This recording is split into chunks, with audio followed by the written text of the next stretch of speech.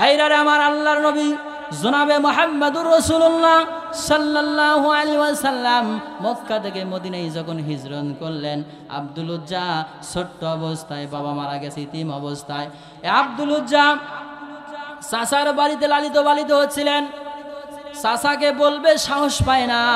একদিন হঠাৎ করে বললেন, চাচাজি, বিশ্বনবী জনাবে মুহাম্মদুর রাসূলুল্লাহ সাল্লাল্লাহু আলাইহি ওয়াসাল্লাম যে আল্লাহর নবী, এই হিসাবে আপনার মতকে আমি জানতে চাই। চাচা বলতেছে, ভাতিজা আমারও তো তাই মনে হয়। বলে, চাচা আপনার যদি তাই মনে হয় ইসলাম কবুল করবেন কিনা জানতে চাই। চাচা বলছে, না, কখন ইসলাম কবুল করব না। ভাতিজা বল, চাচা দীর্ঘদিন অপেক্ষায় ছিলাম আপনি ইসলাম কবুল করবেন, আর আপনাকে দেখে দেখে আমি ইসলাম কবুল করব, কিন্তু আপনি যখন ঘোষণা দিয়েছেন ইসলাম কবুল করবেন না, আপনাকে সাক্ষ্য রেখে আমি ঘোষণা দিয়ে দিলাম, সবাই পড়েন লা ইলাহা ইল্লাল্লাহু মুহাম্মাদুর রাসূলুল্লাহ। সকলেই পড়েন সাল্লাল্লাহু আলাইহি ওয়াসাল্লাম। চাচা বলতেছে, ভাতিজা এর পরিণাম জানো? বলে, না জানি না। বলে, আমার বাড়ি থাকো, আমার বাড়িঘর ছাড়তে বলে রাজি আছি।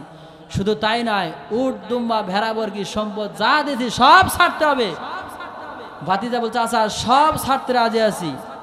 চাচা বলতেছে, শুধু তাই নয়, তোমার গায়ে যে জামা আছে, পরনে যে লুঙ্গি আছে, সব ছাড়তে হবে। ভাতিজা বলতে, চাচা ইসলামের জন্য আমি সব ছাড়তে রাজি আছি। সঙ্গে সঙ্গে গায়ের জামাটা আরো পরনের লুঙ্গিটা খুলে দিয়ে দিলেন। বলেন সুবহানাল্লাহ। ভাইরারে আমার, একজন মানুষ যখন সম্পদ হারায় তত আফসোস না করে, একজন মানুষ যখন গায়ে কোনো পোশাক নাই, শরীরের লুঙ্গিটা পর্যন্ত খুলে না হলো, বলেন তো লোকটার কি অবস্থা? আপনি একটু চিন্তা করে দেখেন। আব্দুল উজ্জা 20 বছরের যুবক মানুষ, টকবকে যুবক, যখন গায়ের জামাটা খুলে দিলেন, পরনে লুঙ্গিটা খুলে দিলেন, চোখ দিয়ে পানিগুলো জর জর করে পড়তেছে। আরশ আজিমের দিকে তাকাইয়া আমার মালিককে ডাক দেয়া বলে, মালিক, একমাত্র ইসলাম কবুল করতে গিয়া বাড়ি গাড়ি জায়গা জমি সব হারাইছে, আমার কোনো আপত্তি নাই। আল্লাহ গো, এমনকি পরনে লুঙ্গি পর্যন্ত হারাইলাম, আল্লাহ কোনো আপত্তি নিলাম না।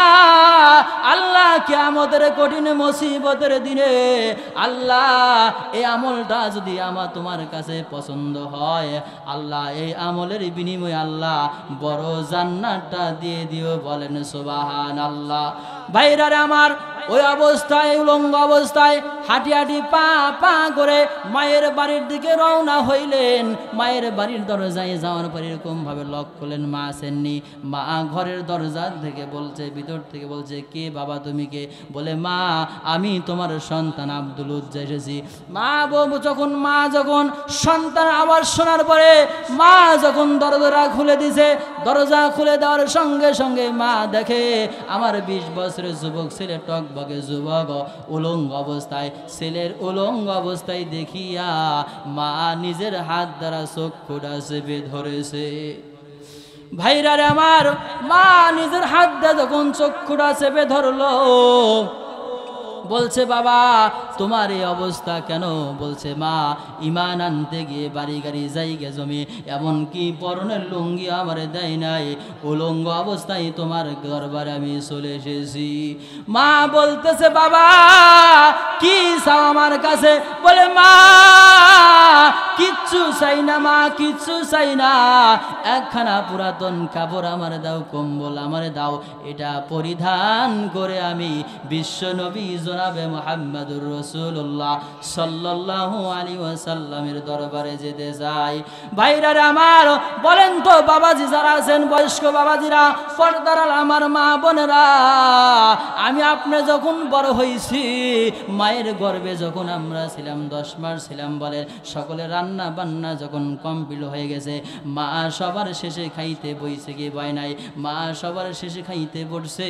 সকলের খাওয়ার পরে যখন মা কেবলই থালার প্লেটটা নিয়ে খাবারের কাছে চলে গেল, হঠাৎ করে আমি সন্তান মায়ের গর্ভে এমন ভাবে জোরে লাথি মারছি গো, মায়ের কলিজাটা ছিদ্র করে দিয়েছি। মা চোখ দেয়া পানিগুলো ছেড়ে দিয়েছে, মা চল দেয়া মুখটা মুছে মা থালার প্লেটটা রেখে গিয়া মা বিছানায় গিয়ে শুয়ে পড়েছে। আমি আবার বাম কাঁধে বাম পাজরে বাম পাশে লাথি মেরেছি, মা ডান কাঁধে ঘুরেছে, ডান কাঁধে লাথি মারলে মা উঠে পড়েছে। মা সারা রাত পর্যন্ত ঘুমাইতে পারে নাই, বলেন ঠিক কিনা? ওই বাবা মা যাদের কবরে চলে গেছে, কারো বাবা চলে গেল, কারো মা চলে গেল, এই যে পাশে নদী আছে কিনা, এমনও পিতা মাতাকে মাটি দিয়েছেন গো, যেই কবরটা আজ নদী নিয়ে গেছে, ওই মা বাবার কবরের পাশে দাঁড়াইয়া সালাম দেওয়ার ভাগ্য নাই, এরকম বাবাজি আছেন কিনা? ভাইরা আমার, ছোট্ট অবস্থায় আপনার কাপড় ছিল না, মা বাবা মার্কেট করে নাই, কাপড় কিনে দিয়েছে। ও যুবক ভাইদের দিন চলে গেল, বাবা নতুন কাপড় নেয় নাই, মা নতুন কাপড়গুলো পরিধান করে নাই, বাবা শুধু বলছে বেটা রে তুমি কাপড়টা নিয়ে আসো, তুমি পরলে আমার পরা হয়ে যাবে। সন্তানের মা ডাক দিল, অমুকের আব্বা ঈদের নামাজে কেন যাও না, নতুন কাপড় কি পরবা না? বাবা বলে, ও অমুকের আম্মা আমার কাপড়ের প্রয়োজন নাই, আমার এই যুবক ছেলে কাপড় পরেছে, আমি খুশি হয়ে গেছি। আর বাবা কিন্তু কাপড় পর্যন্ত নেয় নাই। আব্দুল উজ্জার মা যদি ইসলাম গ্রহণ করে নাই, সন্তানের প্রতি মায়া ভালোবাসা আছে কিনা? এই জন্যই তো বিদেশে যদি কোনো সন্তান বিপদে পড়ে যায়, দুনিয়ার কোনো কিছু জানার আগে আগে জানে মায়ে, বলেন ঠিক কিনা? কেউ জানে আগে মা জানে কিনা? মা তখন বাবাকে বলে, এই আমাকে আব্বা তোমার সন্তানের মনে কিছু হয়েছে জানো কি? তখন বলতেছে যে কো আমি তো কিছু বুঝতেছি না, বলে আমার কলিজায় বলতেছে, আমার কলি আঘাত লাগতেছে, আমি বুঝতেছি। তখন মা বলে টেলিফোনটা নাও। টেলিফোনটা যখন সন্তানে দেয়, বাবা যখন কানে টেলিফোনটা, বলে বাবা কি হয়েছে? বলে কিচ্ছু হয় নাই, বাড়িতে টেনশন করবে এই জন্য কিন্তু কিছু বলে না। কিন্তু মায়ের কাছে যখন টেলিফোন আসে, মা টেলিফোন ধরে বলে বাবা কি হয়েছে? মা কণ্ঠ বুঝতে পারে, মা বোঝে আমার সন্তান অবশ্যই বিপদে আছে। সন্তান চোখের পানি ছেড়ে দেয়, মা চোখের পানি ছেড়ে দিয়ে কান্দে। মেডিকেল সায়েন্স প্রমাণ করতেছে এই সন্তান যখন আমি আপনি মায়ের গর্ভে ছিলাম, 4 থেকে 4,500 বার মায়ের কলিজাতে লাথি মেরেছি। 6 মাস অনেক লম্বা ঘটনা কাটসাট করে বলতেছি। মায়ের গর্ভের সন্তান হওয়ার পরে 6 মাস যখন বয়স হয়ে যায়, এই সন্তানটার মাথা আগে থাকে উপরের দিকে। 6 মাস হয়ে যাওয়ার পরে সমস্ত মানুষের মাথাগুলো আল্লাহ রব্বুল আলামিন নিচের দিকে দিয়া প্রত্যেকটা মানুষের পাটা মায়ের কলিজার সাথে লাগায়া যায়। এই মায়ের সন্তান যখন মায়ের গর্ভে থাকে, 4 থেকে 4,500 বছর 10 মাসের ভিতরে লাথি মারে। এই লাথি মারার কারণে মায়ের কলিজা ঝাড়ঝা হয়ে যায়। ঝাড়ঝা হয়ে যাওয়ার কারণে মা বুঝতে পারে আমার সন্তান বিপদে পড়ে গেছে। দুনিয়ার কোনো টেলিফোনের লাইন লাগে না, মোবাইলের লাইন লাগে না, আমার আপনার মা বুঝতে পারে আমার সন্তান বিপদে পড়ে গেছে। ও টাঙ্গাইল জেলার ভাইরা, ও কালিয়াতি উপজেলার ভাইরা, আমার মা বোনের খেয়াল করে রে মা।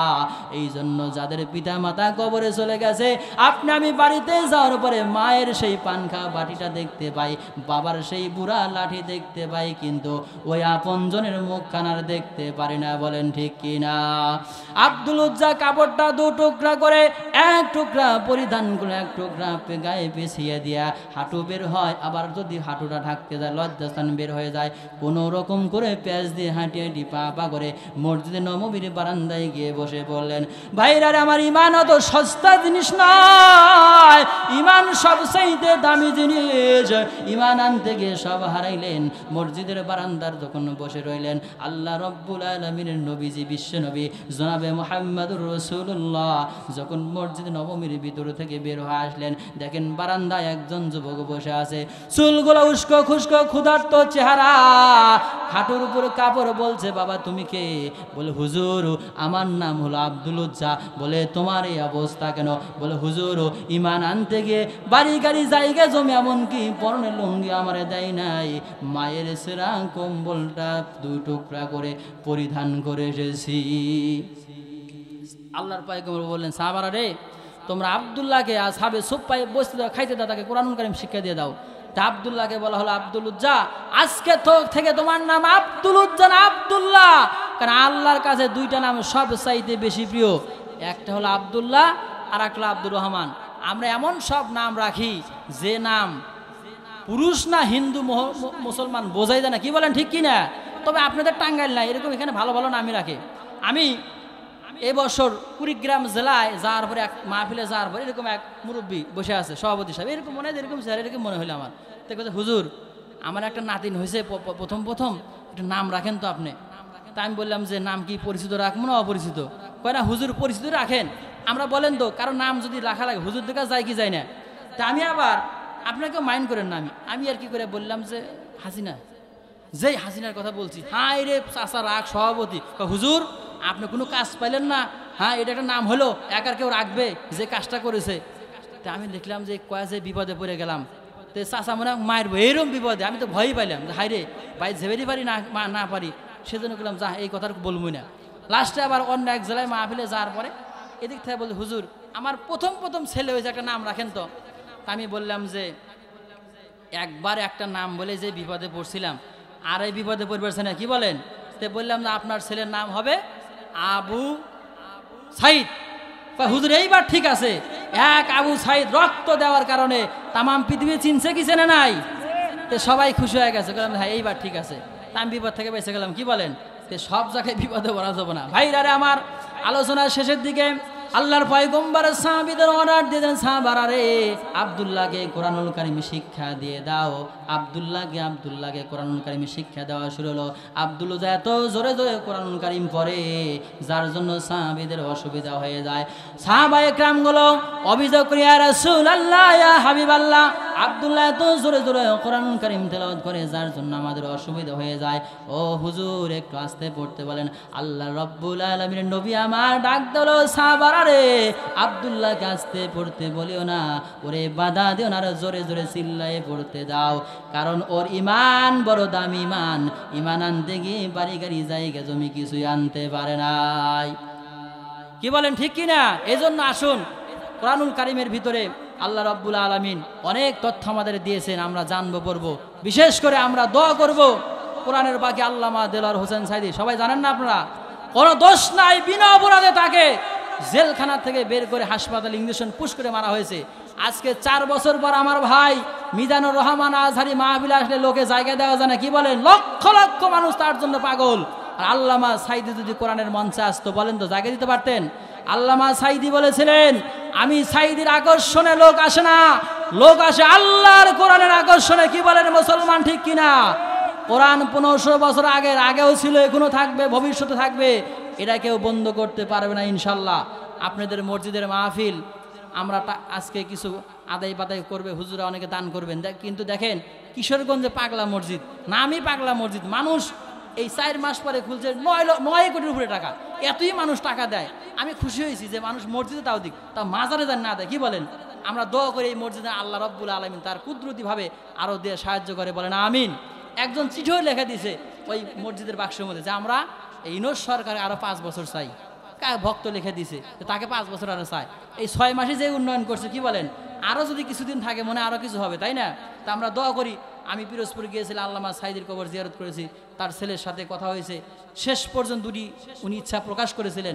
1 নাম্বার ইচ্ছা বলে শেষ করতেছি, ভাই চলে আসছে, যে বলে আপনার আব্বার জীবনে কোনো আশা ছিল, শেষ আশা? বলেন তো, আমাদের শেষ আশা থাকে না? বলে শেষ আশা ছিল 2টা। একটা হলো যে বাবা আমি যদি জীবনে মুক্তি পাই তবে জালেম দিবে না, তাহলে কি আমার কথা কোরআনের ময়দানে কথা বলে মানুষ শুনবে? 50টি বছর কথা বল, তার ছেলে কাঁদতে কাঁদতে বলতেছেন, চোখ দা পানি বের হয়ে যায়, বলে আব্বা কি বলেন, আপনি কোরআনের ময়দানে গেলে জায়গা দেওয়ার লোক থাকবে না, কি বলেন? জায়গা ধরবে না। 2 নাম্বার যে আমার আশা, আমি সারা জীবন খুলনা আলিয়া মাদ্রাসার পাশে খুলনা আলিয়া মাদ্রাসায় পড়াশোনা করেছি, আমার ইচ্ছা ওখানে যেন কবরটা হয়, কিন্তু জালেমরা ওখানে কবর দিতে দেয় নাই। শুধু বাংলাদেশ নয়, বিশ্বের বিভিন্ন রাষ্ট্র থেকে আল্লামা সাইদির কবরে সবাই দোয়া করার জন্য যায়, কিন্তু যারা অপকর্ম করেছে, যারা স্বৈরাচারী করেছে, এদের কবরে কেউ যাবে? যায়? কেউ যায় না। দোয়া করে আল্লাহ রাব্বুল আলামিন আল্লামা সাইদি সহ যারা শহীদ হয়েছেন, আল্লাহ সকলের কবরগুলো জান্নাতের মাকাম বানিয়ে দিন। সকলে বলেন আল্লাহুম্মা আমিন।